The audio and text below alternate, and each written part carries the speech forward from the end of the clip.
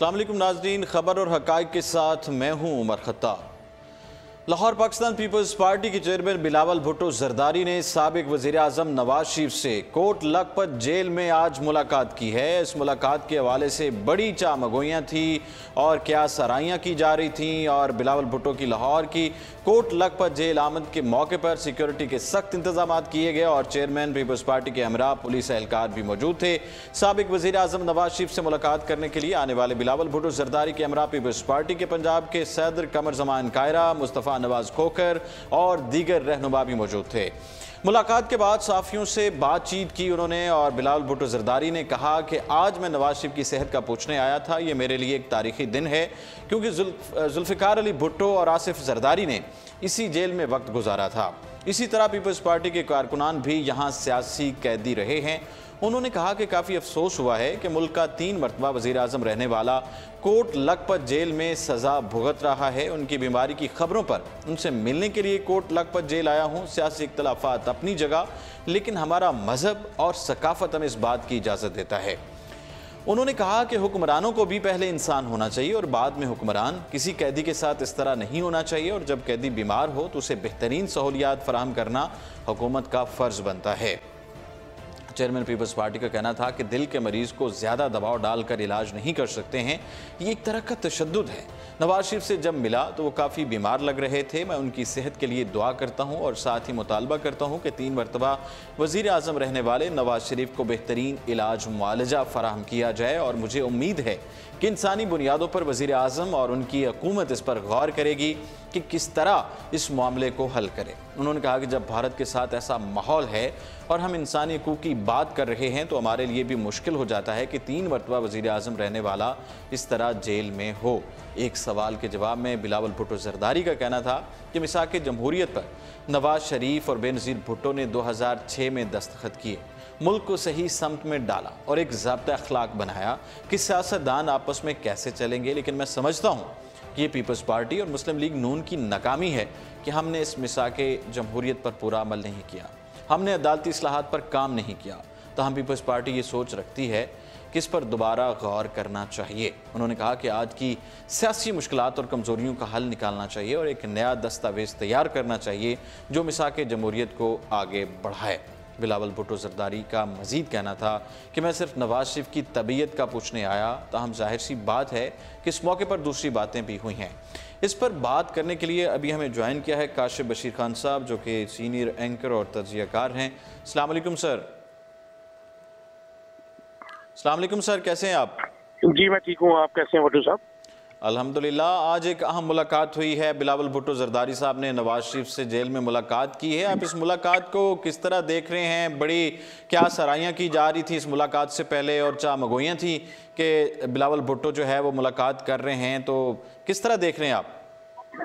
मतलब मुझे तो मेरी तो देखिए ना, पॉलिटिक्स में जो एथिक्स थी, नजरियात थे, वो खत्म हो गई और इस वक्त नवाज शरीफ जो कि all over the world he is now known as the corrupt person, और उसको मिलना और उसके बाद जाहिर है कि हम ये कहते थे कि आसिफ अली जरदारी साहब की जो है रेपुटेशन अगर खराब हुई है, अगर उन्होंने करप्शन की है, तो उसके बाद बिलावल जो है ताज़ा हवा का झोंका होना चाहिए था जी। लेकिन इस वक्त जो पोजीशन है, आप देख रहे हैं कि मियां नवाज शरीफ डेस्परेट है कि उससे कोई एनआरओ मिल जाए या वो मुल्क से भाग जाए 2000 की तरह, लेकिन फिर वक्त ये ऐसा कुछ नजर नहीं आ रहा है। तो उस तनाज़ुर में मैं समझता हूँ कि आसिफ अली जरदारी या बिलावल भुट्टो की मुलाकात जो है पॉलिटिकल बेनिफिट्स ड्राइव करने के लिए है। अच्छा, जिस तरह खान साहब आपने एनआरओ की बात की, तो जब मीडिया से गुफ्तगू कर रहे थे बिलावल भुट्टो ज़रदारी, तो वो काफ़ी कॉन्फिडेंट थे, नवाज शरीफ की तरफ से वो बयानियाँ दे रहे थे कि जनाब कोई, मुझे नहीं ऐसा लगता कि कोई एनआरओ मिलेगा या जो नून लीग है वो कोई डील करेगी। देखिए, आपने जो बात की उसमें ये कि एनआरओ मिलेगा, मैंने पहले यही कहा है कि वो एनआरओ के मुतलाशी हैं, लेकिन उनको एनआरओ नहीं मिल रहा है। और मैं समझता हूँ कि इस वक्त अगर एनआरओ कोई मिल जाता है तो फिर इस मुल्क का, इस कौम का अल्लाह ही हाफिज है। और बल्कि मैं समझता हूँ कि अभी भी बीमारी के नाम के ऊपर जो सियासत हो रही है और जिस किस्म की उनको जो कंसेशंस दी जा रही हैं, वो भी अवाम में जो है बड़े क्वेश्चन मार्क्स राइज कर रहे हैं, क्योंकि पाकिस्तान में लाखों लोग जेलों में हैं और उनकी हालत ज़ाहिर अफसोसनाक है। तो उस तनाज़ुर में मैं समझता हूँ कि ऑलरेडी बहुत सी चीज़ें हो चुकी हैं, लेकिन NRO देखें, मियां नवाज शरीफ की सियासत तो खत्म है। मतलब आप सुप्रीम कोर्ट का एम्बार्गो है उनके ऊपर, वो सियासत नहीं कर सकते, इलेक्शन नहीं लड़ सकते। तो उसके बाद मैं समझता हूँ कि इस वक्त इमरान खान साहब को जो है वो ब्लेम नहीं देना चाहिए। अगर ये NRO करना चाहते हैं, उसका NRO की जो है ये कौम का लूटा हुआ पैसा वापस दे दें, मेरे ख्याल उसके बाद ये जहां मर्जी जाए कोई भी ऑब्जेक्शन नहीं करेगा इनके ऊपर। अच्छा, ये जो मुलाकात हुई है, लेकिन बिलावल भुट्टो साहब ने ज़ाहिरी तौर पर तो ये कहा है कि मैं सेहत के हवाले से उनसे मुलाकात के लिए कोशिश की और बिल आखिर जो है वो मुलाकात का मौका मिला, वजारत दाखिला ने इजाज़त दे दी। तो आप किस तरह देख रहे हैं कि इसका कोई सियासी असरात मुरतब होंगे मुल्की सियासत पर? देखें, सेहत का जो है ये ड्रामेबाजी अब बंद होनी चाहिए। पाकिस्तान में देखें, ये हॉस्पिटल्स हैं, हार्ट की अगर वो प्रॉब्लम है तो पाकिस्तान में स्टेट ऑफ द आर्ट जो है वो हार्ट के हर किस्म का इलाज होता है। ये पिछले 35 साल से हुक्मरान रहे, पंजाब में भी, मरकज में भी। और जो हॉस्पिटल इन्होंने बनाए, आज इनको उसमें उनमें जाने से तकलीफ क्यों हो रही है? अगर इन्होंने इलाज कराना है, अब देखें नवाज शरीफ जिद्दी बच्चों की तरह कभी कहता है कि मैंने उस हॉस्पिटल में नहीं जाना है, मैंने इसमें नहीं जाना है, मुझे जेल भेज दे, मैंने इलाज नहीं करवाना है। तो ये किसके ऊपर एहसान कर रहे हैं? ऐसे लाखों लोग हैं जो कि मतलब इलाज ना होने की वजह से मर रहे हैं। मियां नवाज शरीफ को एक्सेप्शन नहीं है।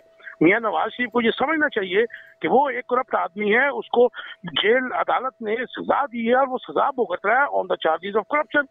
तो बिलावल भुट्टो जो है इस वक्त मेरे ख्याल में इनके भी फंदा तेज हो रहा है, और ये जो इनके माइंड में अगर कोई ऐसी बात है कि PMLN और PPP मिलके कुछ जो है ऑपोजिशन करेंगे, प्रोटेस्ट करेंगे, तो ये इनकी खामख्याली है। इस वक्त वो हालात भी नहीं है और वो जो है वक्त गुजर चुका है और मेरे ख्याल में कुछ भी नहीं होने वाला है।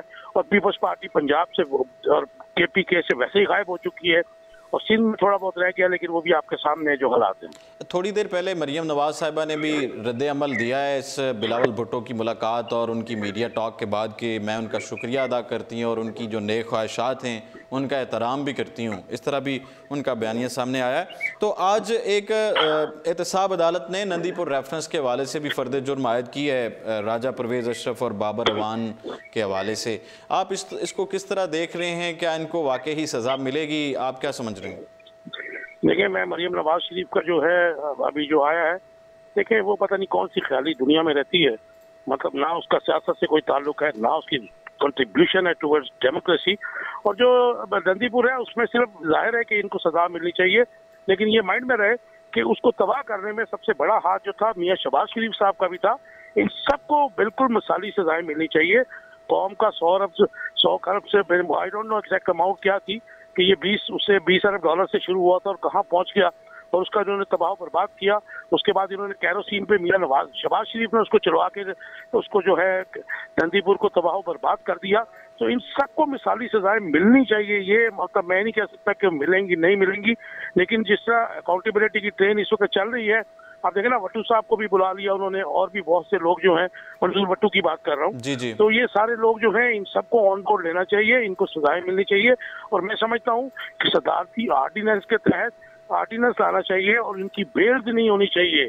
जो बेल करा के मियां नवाज शरीफ साहब ड्रामा कर रहे हैं, मियां शहबाज शरीफ साहब ड्रामा कर रहे हैं और मरियम कर रही है, तो वो बेल्स नहीं होनी चाहिए। ठीक है, बहुत शुक्रिया। काशिफ बशीर खान साहब एंकर पर्सन तज़कियाकार हमारे साथ मौजूद थे। उन्होंने कहा कि नवाज शरीफ की तबीयत के हवाले से जो बिलावल भुट्टो ने मुलाकात की है उन पर उन्होंने अपना तजिया पेश किया कि नवाज शरीफ जो है वो डील ज़रूर करेगा, वो मुतलाशी हैं अगर हुकूमत उनके साथ जो है वो डील करे तो।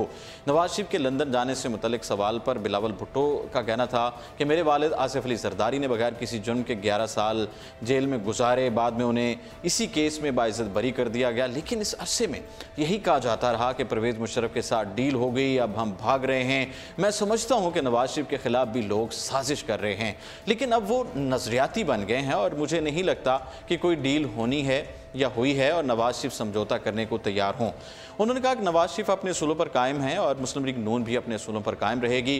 ख्याल रहे कि चेयरमैन पीपल्स पार्टी की जानिब से हफ्ते को महकमा दाखिला पंजाब को दरखास्त दी थी कि वो साबिक वज़ीर आज़म नवाज शरीफ से कोट लखपत जेल में मिलना चाहते हैं। दरखास्त में ये कहा गया था कि बिलावल भुट्टो जरदारी के हमरा पीपल्स पार्टी सेंट्रल पंजाब के सदर कमर जमान कायरा, सेनेटर मुस्तफ़ा नवाज खोखर और जमील सोमरू भी होंगे और महकमा दाखिला पंजाब ने पीपल्स पार्टी की इस दरखास्त को मंजूर कर लिया था। ताहम उसके बाद पीपल्स पार्टी ने इस वफ्द में मजीद 2 अफराद को शामिल करने की दरखास्त की थी, जिसे मंजूर कर लिया गया था।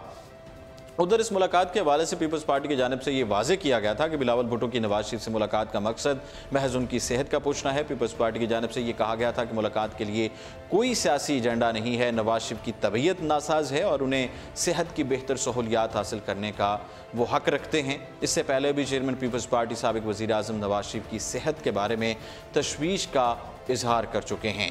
यहाँ ये बात भी काबिल ज़िक्र है कि बिलावल भुट्टो की मुलाकात से कल पंजाब हुकूमत भी इस मामले में मुबैना तौर पर काफ़ी मुतहर्रिक नज़र आई और वज़ीर आला के मुशीर शहबाज गिल ने जेल में मुस्लिम लीग नून के ताहयात कायद नवाज शरीफ से मुलाकात की थी और उन्हें मुल्क में मौजूद जो सेहत की बेहतर सहूलियात फराम करने की पेशकश की थी। साबिक वज़ीर आज़म की साहबजादी मरियम नवाज शरीफ के मुतालबे पर हुकूमत ने पहले ही जेल में एक सेहत का यूनिट कायम कर दिया था, जहाँ मुख्तलिफ औकात में 3 माहिर अमराज कल्ब के जो माहिर थे वो मौजूद रहेंगे। ख्याल रहे कि करप्शन केस में कोट लखपत जेल में 7 साल कैद की सज़ा काटने वाले साबिक वज़ीर आज़म नवाज शरीफ को दिल और गुर्दे के मसाइल का सामना है और वो जेल से बाहर किसी भी अस्पताल में मुंतकिल होने से इनकार कर चुके हैं और कहते हैं कि हुकूमत गैर मुतल्लिका अस्पतालों में उन्हें ले जाकर सिर्फ हमदर्दी दिखा रही है और एक के बाद दूसरा मेडिकल बोर्ड बनाया जा रहा है, लेकिन बोर्ड्स की तजवीज़ पर अमल नहीं किया जा रहा है। आज एक अहम फैसला आया है। एहतसाब अदालत इस्लामाबाद की तरफ से राजा परवेज़ अशरफ, बाबर अवान व दीगर मुल्ज़िमान पर फ़र्द जुर्म आयद कर दी गई है। एहतसाब अदालत के जज मोहम्मद अरशद ने मनसूबे की मंजूरी में ताख़ीर के बायस कौमी ख़जाने को पहुँचने वाले अरबों रुपए के नुकसान के इल्ज़ाम पर मुल्ज़िमान के खिलाफ फ़र्द जुर्म आयद की। तहम तमाम मुल्ज़िमान ने सेहत जुर्म से इनकार किया। उसके बाद जज ने इस्तग़ासा को फ़र्द जुर्म को साबित करने के लिए शवाहिद पेश करने की भी हिदायत की। इस्तग़ासा की दरख्वास्त पर अदालत ने पहले मुल्ज़िम को 19 मार्च को तलब कर लिया, जिसके बाद ट्रायल का बाकायदा आगाज़ होगा। समाअत में जज ने रिमार्क्स दिए कि वो जल्द अज जल्द इस केस को निपटाने की कोशिश करेंगे।